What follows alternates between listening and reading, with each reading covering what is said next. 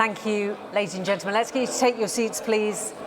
And can I just say thank you for coming back for this part of the day. I know it's the hardest one, probably, but we have got two great discussions lined up for you, and that will take us to the end of the day. And our first one is about policing reform under a new government. What are the opportunities and the challenges for the service with a new administration, and what are we likely to expect in the coming months and years? I think we've had an idea of that over the past couple of days, but our speaker is Dr. Rick Muir, who's the director of the Police Foundation. That's the UK's independent policing think tank. A little bit about Rick. He's led the foundation since 2015 and oversaw its work on the strategic review of policing in England and Wales. We are delighted he is with us tonight, or this afternoon I should say. So please welcome Dr. Rick Muir. Thank you. Thank you very much. Thank you for the invitation. I think I was supposed to be on this morning, but I think because the Shadow Home Secretary isn't here, I'm sort of standing in his slot, which is new. I won't try to impersonate the Shadow Home Secretary, given what Andy Cook was just saying about the need for strict impartiality. So I thought what I would talk about is what we can expect under the new administration, and really, we obviously heard a bit about that from Diana Johnson and Yvette Cooper, but I think there's probably a lot of questions out there about what we can expect under the Labour government, and that's partly because in Labour's manifesto, in many ways, they took a fairly minimal approach to setting out what they were going to do. And I think that was partly, obviously, a function of the fact that they were expecting not to have loads and loads of money that they could spend on lots of different things. And so they made various commitments in their manifesto, which I'll talk about a bit in a moment. But that doesn't tell you a great deal, I don't think, about how they will what kind of shape policy will take in relation to policing. And so I'm going to try and read the runes somewhat and sort of draw out of the things that I know and the conversations that I've had to try to pick out some of the things that I think we can expect over the next 4 to 5 years. But before I do that, I thought it would be good just to do a brief history of police reform under various different governments. Some of this you will have personal experience of, some of it may be before your time. Police reform really began in earnest under the Conservatives after 1979 and was part of a wider approach to public service reform undertaken in that period by the Thatcher and Major governments, which in relation to public services has been described as the birth of new public management. And this was the idea that, which was popular on the new right at the time, which was that public services are inefficient, they're not accountable enough, they've been captured by vested interests, and we therefore need to introduce lots of measures from the private sector and more sort of private sector style disciplines into the public services. And we saw that with the privatisation of many public utilities. But in relation to policing, attempts to introduce some private sector management practices into the police service. Highly controversial at the time, not all of it went ahead. There was the Posen inquiry and there was another inquiry which I've momentarily forgotten the name of, but both of those are about introducing private sector, particularly private sector performance management techniques into policing. And then under the Labour government between 1997 and 2010, I think you can sort of characterise that approach crudely as money and targets, because that Labour government increased spending on policing and indeed on most public services by quite a significant amount. But in return for that investment, expected policing to achieve various different things. And the way in which they operationalised that was through the setting of lots of targets, which many people in this room may remember, You may remember the policing performance assessment framework and all this sort of stuff, which was about sort of tracking how well policing was doing in relation to various outputs and outcomes. And that was the way in which they tried to manage the system. Now that, the sort of heavier end of that, where there were lots and lots of different targets, lasted up until 2008. And then in 2008, they changed their approach, recognizing that the target culture had gone completely mad, frankly. I mean, there were just too many targets. They introduced a lot of rigidity into the system. Local forces couldn't respond to local people's priorities because they had to follow national targets all the time. There was a concern about, it was incredibly demoralizing for police officers to feel that they had to chase targets rather than being driven by the underlying purpose of the service which they were working for. And so for all sorts of reasons, they then shifted in 2008 to a single target, which was the public confidence target. So the single target was to improve public confidence in policing. And then, of course, we have the 2010 election. And then after 2010, you have the coalition government and the later Conservative governments which followed. And I would characterise that period as being about austerity and localism. Almost the exact reverse of what the previous Labour government was doing. The previous Labour government was all about spending more money. This government was about cutting money. This previous Labour government was about central management and control of policing. This government was about localising that and saying actually central government won't be setting targets. They removed the old target regime and they introduced police and crime commissioners, which Mr. Cook was talking about earlier. And the idea was we don't need to set lots of targets from the centre because we'll elect police and crime commissioners and they will hold the police to account locally with their police and crime plans and so on. And that's how essentially performance of policing will be managed. That period has now obviously drawn to a close and we have this new period of a new Labour government.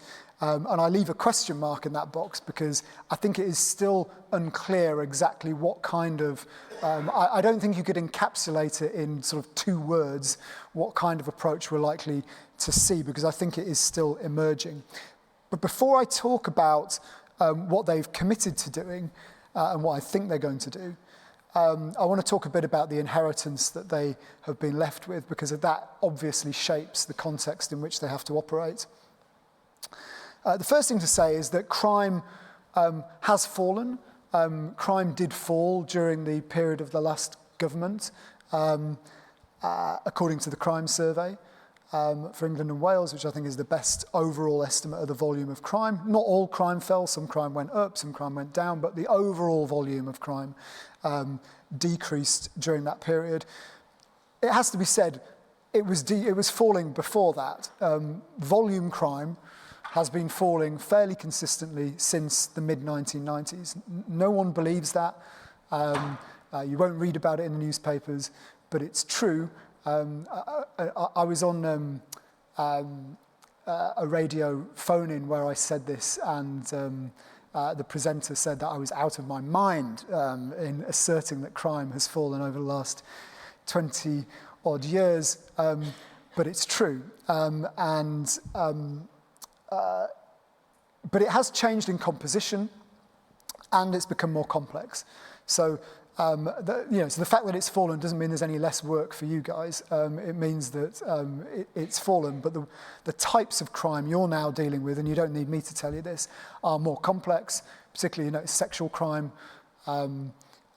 vastly more complex to investigate than a lot of acquisitive crime. And so that complexity makes the job harder. And of course, we've seen this massive shift into crime, into the online arena, and that's very significant. So a big change in composition and complexity, which poses a challenge for the service. The second thing, which I think is an inheritance, is that the police role as the public service of last resort has been stretched by austerity, and this relates to all of the work that police forces are doing every single day relating to the needs of vulnerable people, mental health crises, missing person incidents, all the safeguarding issues which the police have to deal with, street homelessness. I mean, all of these issues, which I think are directly linked to austerity, because other public services were cut back, and you're getting more of that there was more of that crisis-related, welfare-related demand, which policing had to pick up. That hasn't abated, even with changes to the way in which the police are dealing with mental health incidents, for example, in working with the NHS. That kind of demand is still with us. The criminal justice system is in crisis. This is probably the biggest crisis currently, I think, and people have been talking a bit about this throughout the day. The sheer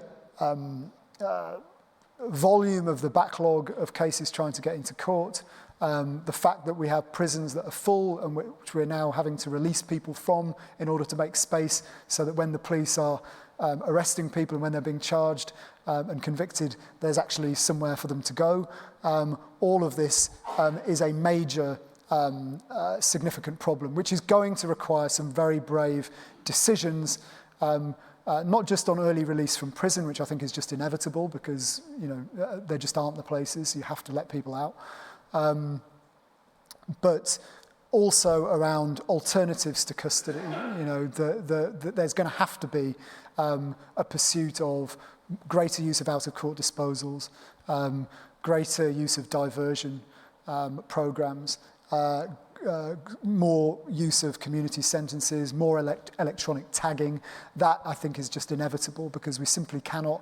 I mean, even if you build more prisons, I mean, how long does it take to build a prison? A long time. So even if you build more prisons, you're going to have to take some difficult decisions around reforming the way in which the criminal justice system works. Another thing which is significant, and I say it because it's new for these Labour ministers, because the last time that Labour was in power, police and crime commissioners didn't exist. And I think it's fair to say, I think they have yet to really find work through what they think their relationship with police and crime commissioners is going to be. I think with the Conservatives, it was fairly clear. They were like, local policing policy is for the PCC to determine. The Home Office will focus on counter-terrorism and serious and organised crime.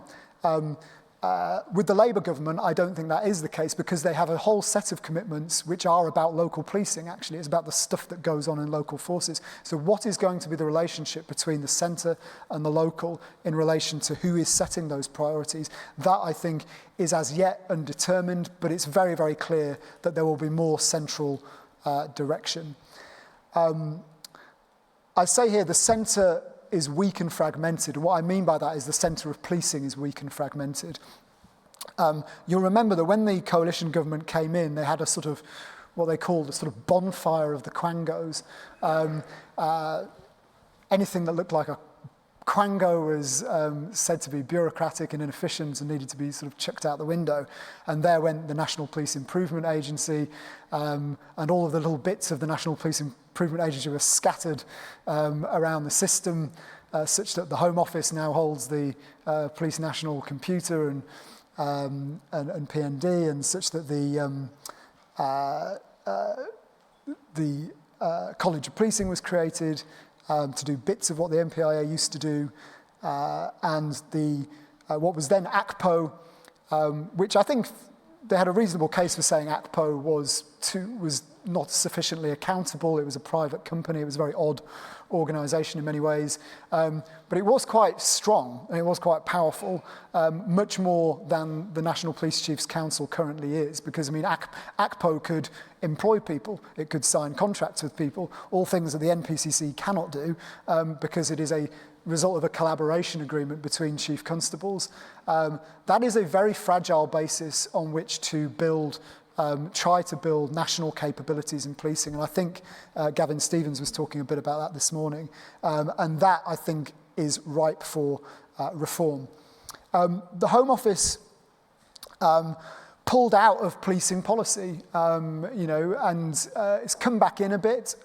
Theresa May, one senior civil servant put it to me the other day like this, that Theresa May didn't want to intervene in policing, so she got rid of the levers that the Home Office used to have for intervening in policing, and she didn't want to intervene in it. And Theresa May, I think being the kind of politician she was very much, I've said I'm going to do this, and we're absolutely going to do this, and she did it. And then after 2016 and Boris Johnson and the successive prime ministers that followed, you ended up with Home Secretaries who actually did want to intervene in policing, but they didn't have the levers to do it because Theresa May had got rid of the levers. So I think that sort of sums up where they ended up at the end. And so they ended up with this very ad hoc thing where they were, I don't know if you heard about the national policing and crime measures which they brought in towards the end, where they started to inch towards a bit of a performance framework towards the end there, but it was very ad hoc. They didn't even publish the framework. It was all a bit odd. But the police, this is important for these Labour ministers because they've gone in there thinking, well, they know it's not going to be exactly as it was when they were last in office, but I think, frankly, they've been surprised by how different the Home Office is to what they left. And I think they found a Home Office which has been gutted of its capability to set objectives for the system and to monitor the ability of the system to fulfil those objectives. A lot of that capability has gone, and I think one of their first tasks is to rebuild the capability of the Home Office to play a role in policing policy, which is, I think, what they want it to do. So, what have they committed to? The document which has been referred to throughout the day is the Safer Streets mission. This is one of the 5 missions which Keir Starmer set out for the Labour Party in opposition.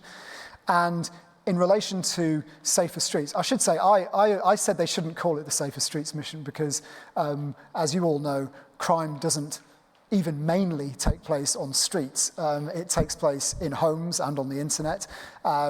And actually only a minority of crime takes place on the street. But they liked the word Safer Streets, so here it is, Safer Streets mission.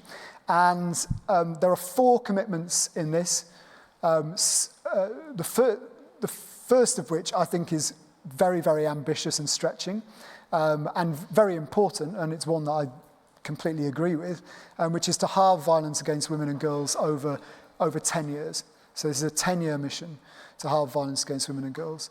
That is a very ambitious goal, given everything that we know about the underlying causes and drivers of violence against women and girls. It is going to entail a major, not just, and I should say this, doing that is not just or even mainly about policing. It is a wider cultural change in the way in which men and boys behave, think and act. And it is going to take, to achieve that is, I think, little short of a social revolution. And that's what they've set out, I think, rightly to achieve, but it is a very stretching and ambitious goal. The second is to halve incidents of knife crime. The third is to raise confidence in every police force to its highest levels. And the fourth is to reverse the collapse in the proportion of crimes solved. There's an ambiguity in the word solved, which I think is deliberate. I think in the early discussions around this mission, there was something almost verging on reintroducing the old offences brought to justice target, which I and a number of other people pushed back on very strongly, because if you reintroduce essentially a target for detections and charges, you'll just incentivise everyone to go out arresting lots of young people for trivial and minor offences, because it will be the easiest way to meet an offences brought to justice target. They haven't done that. They've talked about resolving more crime, which could include might not include charging someone an offence, it might include diverting them from the criminal justice system. So there is latitude in that commitment to pursue alternatives other than charging. And as I've just said, they're going to have to do that to deal with the fact that there aren't enough prison places. They're simply going to have to find more alternatives to custody. I'm just going to quickly go through some of the things that they've actually committed to in detail. Now, the thing to say about this mission is this is a 10-year mission, and the things that they actually set out in the manifesto are actually, if you like, they describe them as first steps. And these are actually quite small, relatively small measures to sort of get things going. This isn't the way they're going to achieve the mission, right? Most of that is actually unsaid, right? So these are the first steps towards doing it. So they're talking about having specialist rape courts, specialist rape units, which do exist in some forces, but they're talking about having them everywhere. There were various things in there about tackling misogyny in schools and online, and establishing a domestic abuse register, which is about monitoring offenders. I'm going to do this quickly because there's quite a few of these. Knife crime, you'll have seen they published a knife crime plan last week, but the commitments they made around this are around making grooming and criminal exploitation of children illegal, mental health workers in schools, youth workers in A&E, tackling the sale of knives online. And one thing that isn't mentioned in the mission, but Diana Johnson mentioned it earlier, which I think is quite a very important thing, is a major prevention program for young people. And the thing they had committed to in the manifesto was prevention hubs. And they've been described to me as being like Sure Start for teenagers, essentially. I mean, this is where you have identified young people that you think are at risk of getting involved in violent crime, having a multi-agency supportive set of services in these hubs, which will work with those young people to prevent them getting involved in violent crime. So that's I think a significant commitment. Raising confidence in policing. We've heard about the 13,000 neighboured officers. I'm sure people have questions about that. Raising standards of conduct. They haven't talked about how that will be done, but I can imagine they'll go back to the police regulations. They'll go back to all of the issues that emerged after the convictions of Cousins and Carrick, looking essentially at how you can remove bad actors from within policing and what you can do to do that much more quickly. A new national standards framework. I think they will set a national performance framework for policing. Happy to talk about that, what might be contained in that, because I've been doing a bit of thinking about that, maybe in the questions. And then tackling ASB through diversion programs, respect orders, which are sort of a bit of a step back to the old ASBO, but not quite, and community payback boards, which is about getting the communities involved in setting community-based penalties. Reversing the collapse in the proportion of crimes solved. They're talking about employing more prosecutors, tackling bureaucracy in the charging process, more direct entry detectives, and strengthening the victims bill. But I imagine there'll be a lot more to come, and they're talking about a crime bill. They set out a crime bill in the King's speech, so I'm sure there'll be stuff in there around that. Now, I want to now just sort of take a step back out of the weeds of the different commitments, which I think in a way are those are what they describe as first steps, and you cannot understand from that stuff I think the full nature of what they will try and do. And the biggest thing which I think characterises what the government is trying to do, not just in relation to crime, but in relation to other areas of their missions, is this mission-led approach. So what is a mission-led approach and how is it different? And the first thing about a mission-led approach is, the person to read on this is Mariana Mazzucato, who's an economist who's written, this is her concept. She's the person who inspired this whole notion of mission-led approach. And the idea is to set long-term goals, right? So that's the first thing. These missions are setting out, so they're saying we'll halve violence against women and girls over 10 years. And the idea is that you set an ambitious, stretching goal. You don't say necessarily how you're going to achieve it at the outset, because you want to give people flexibility to work out what is the best way to achieve it and to innovate and so on in trying to achieve it. But you set out that long-term goal. And that, you'll note, that is very different from the old target regime, because the old target regime was about KPIs which you monitor every quarter, and oh my God, burglary went up in the last quarter. What are we going to do about it? It is trying to move away from that, which gets people focused on these very short-term fluctuations in the data and towards something much more longer term. Now, how that will fit with a national performance framework and what the detail of that will look like will be interesting to see. But the idea is that it's long term. The other thing about it is it's supposed to place an emphasis on prevention because it's not, halving violence against women and girls, halving incidents of knife crime, this stuff is, the police are going to play a role in that.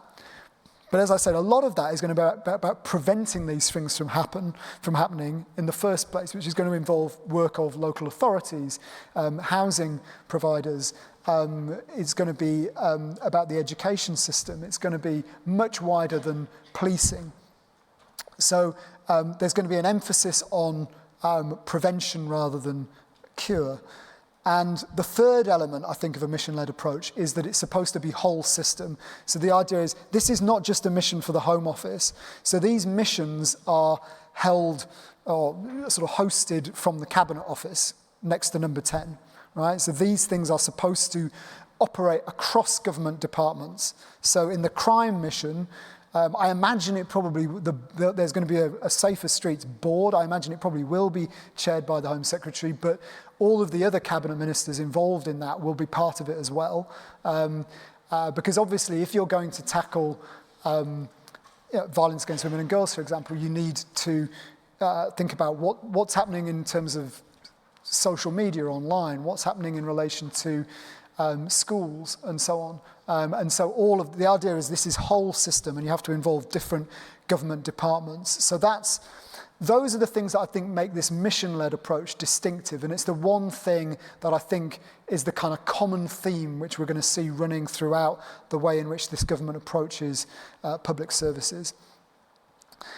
And there are also one thing that was quite silent in Labour's manifesto, and I think this is largely because the public probably won't be very interested in it. So, in a manifesto, what you're trying to do is set out the things you think you want people to vote for. This is some stuff we think you might want to vote for. But a lot of policy is not about, if you like, the so-called retail offer. A lot of policy is about how you run the system and what you're going to do that. And they didn't have that in their manifesto because, frankly, I don't think voters largely aren't very interested in how you do it. They're just interested in, are things going to get better? We'd like to see less crime, more police on the streets. We don't really care how you work that out. Just deliver those things for us. So there are the Labour programme is quite silent on these issues of the underlying enablers of the things they're trying to achieve. And this stuff is being fleshed out as we speak. But I think we can say three things. The first is that the Home Office will be, I've talked about the Home Office being an active system steward, which is about the Home Office. The role of the Home Office should not be, as I think it was under the previous government, which was quite ad hoc, jumping from one thing to the next, doing lots of kind of micro programs like, Safer Streets Fund and GRIP funding and all this sort of, these kind of programs that are just kind of launched, and then the Home Office spends quite a lot of time monitoring how well people are implementing those programs. I think what the Home Office should be doing is it should be setting some long-term goals for the system, and then it should have a capability to monitor the extent to which the system is delivering on those long-term goals. That should be what the Home Office is doing. And I think broadly that is what they will seek to do. It will be a more active role for the Home Office. They absolutely think the Home Office should play a role in policing policy, which is very different from the Theresa May philosophy that I talked about earlier.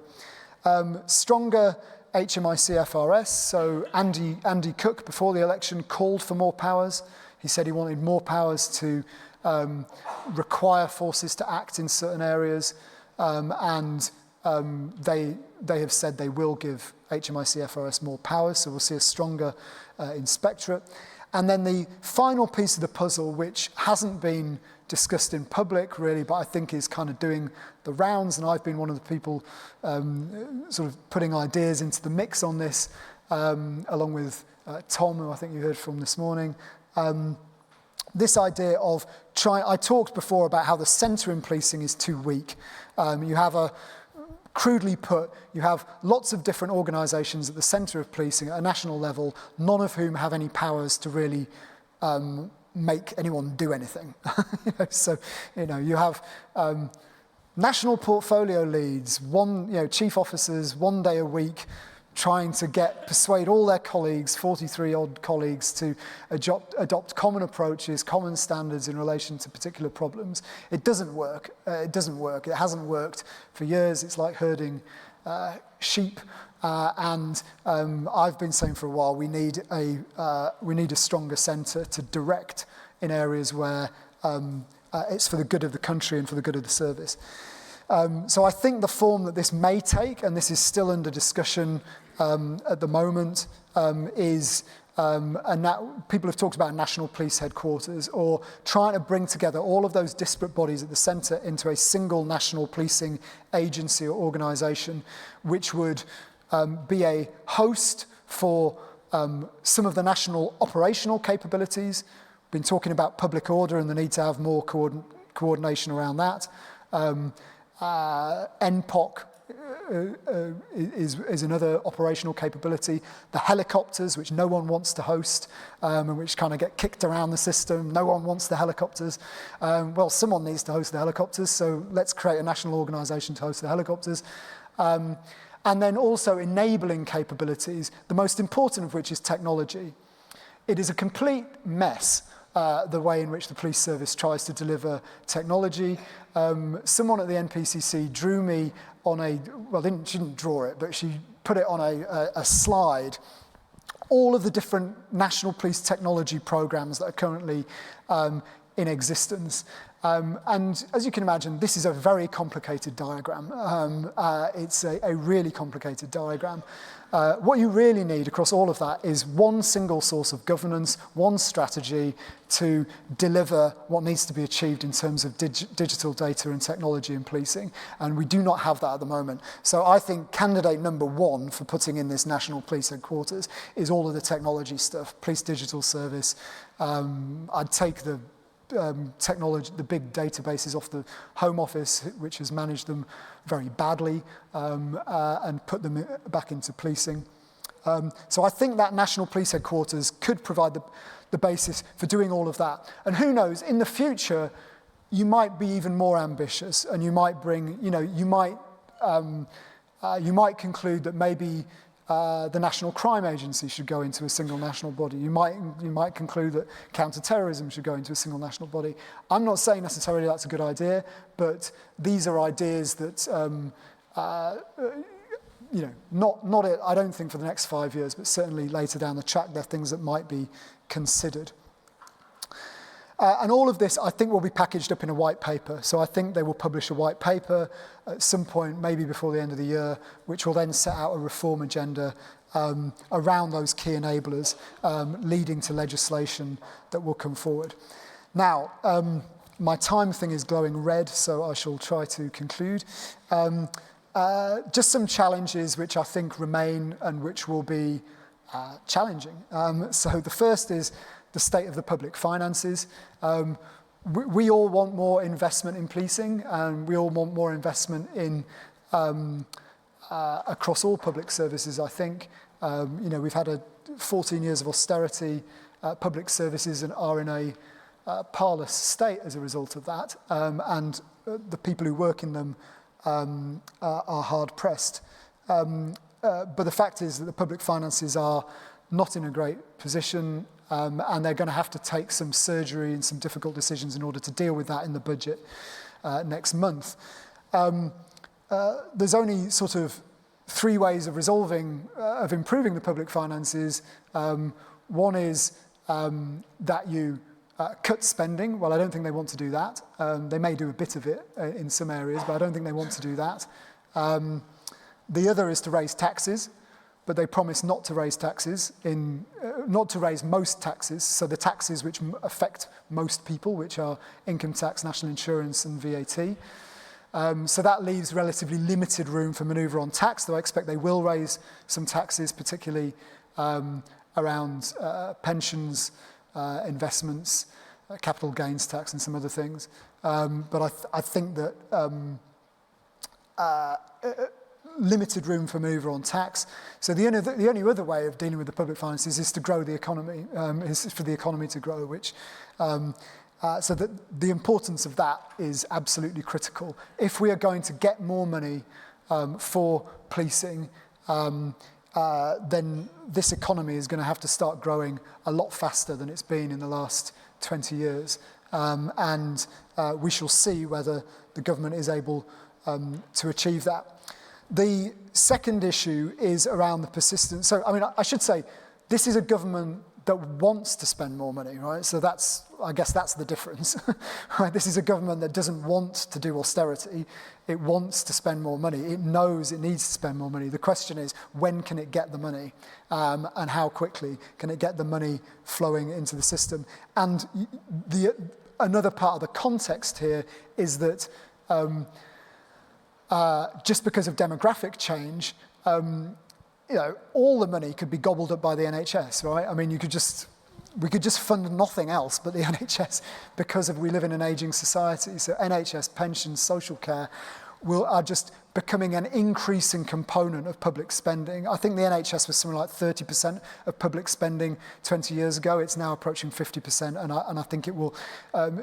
We could conceivably be living in a country where most public spending is spent on the National Health Service. So where does that leave other services in actually quite a difficult position relatively? So I don't anticipate there being, a land of milk and honey opening up in terms of public spending, unfortunately. Persistence of silos. They're talking about this cross-government approach, but working through departments is baked into Whitehall. It's how Whitehall works. So I think it remains to be seen whether this government will be successful in genuinely taking a cross-departmental approach, or whether those old departmental silos will reassert themselves. Events, it's very easy for governments to get knocked off track. I mean, obviously we saw the horrendous events over the summer, and I think that just demonstrates, particularly in the Home Office, it's very, Home Office ministers can get buffeted about by stuff. So if you're trying to set out a long-term strategy, you have to be very disciplined to stick to a long-term strategy, because politics is often just about, SHIT happens, and people expect government to respond to it. So events can easily knock you off course. I talked about national local balance, PCCs, etc. I think that is as yet to be determined. What is going to be the how much of what you are asked to do is going to be set by the Home Office versus what is set by PCCs. More of it will be set by the Home Office than under the previous government. But how is that going to work in relation to PCCs? I think that is as yet undetermined. But I think you're going to see a more powerful Home Office and less powerful PCCs. I think that's basically what's going to happen. And then the crisis in the criminal justice system, which I think is just such a major challenge in terms of dealing. One of the commitments is around resolving more crime.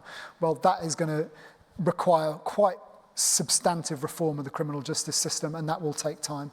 And it's not easy, because as soon as you start reforming the criminal justice system, you have to make decisions which are not popular, like letting people out of prison, or not sending people to prison in the first place. Those things are not necessarily popular choices, but I think they're choices that are probably going to have to be made. So a challenging context, but on an optimistic note to close, I think the one thing that I think is in your favour and the system's favour out of all of this is that there is a government with a stable majority. It will last for 4 to 5 years. And as a result of that, I think you will get a clearer sense of direction for the system than we previously had when we had, 5 different prime ministers, God knows how many home secretaries and policing ministers. And there was a lot of what I started to call ad hocery, just things announced just to kind of, get through the next week. I think we've moved away from that just simply because of the parliamentary arithmetic means that they'll be in for a while and they'll be able to set a longer term strategy for the system. So at the very least, I think what you'll get out of that is some certainty.